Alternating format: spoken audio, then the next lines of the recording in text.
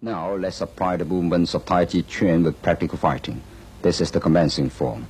When the opponent strikes with both step and double pushing palms, I will use the commencing form and double raising arms and then pull down the opponent with double pulling hands. When he tries to rise, I will use both step and double pushing palms to push him away. The following is the application of the form part wild horse mane. If the opponent blows with the left fist, use whole ball gesture. Step forward and press the opponent down. That is part wild horse mane. Now the right crane spreads its wings. When the opponent hits with the right fist, use left hand to ward off the opponent's striking fist. When he strikes with the left fist, fend off with the right arm and raise the left leg to kick at the crotch. Please watch the application of the movements of this series in the art of attack and defense. This is the form, brush knee and twist up.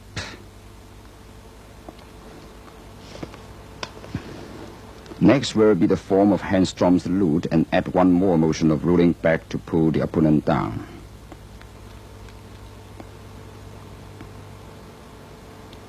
If the opponent steps forward and tries to lock your neck with his arm, then push him away with step back and whirl arms. So much for step back and whirl arms. We have made use of the movements of fending off, rolling back, pushing forth. Let's watch the performance in slow motion. Fending off, rolling back, pushing forward, and the opponent has been pushed down. Let's see how we use the movements of pushing hard. This is the application of wave hands like clouds in attacking and defending. The right hand hooks off the opponent's left arm.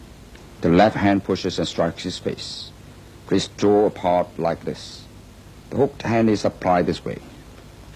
When the opponent pushes forth with the left hand, I'll wave him off with the right hand. If he pushes forward with the right hand, I'll wave him off with the left hand. Then grasp his wrist with my right hand, strike his forearm with my left hand, and strike him away. The one in green is being held up, and then he applies the movement of high pad on horse to push down the one in white. Now watch the movements in slow motion. This is high pad on horse. The following is strike opponent's ear with both fists. When the opponent separates my double palms, I make an arc with each hand and strike the temples of the opponent. This is striking with the bull's horn. One in white pushes down and pierces the opponent's crotch and turns him up. When the opponent strikes with his fist, I'll fend off with the left arm. If the opponent strikes with the left fist, I'll ward off and pierce the crotch.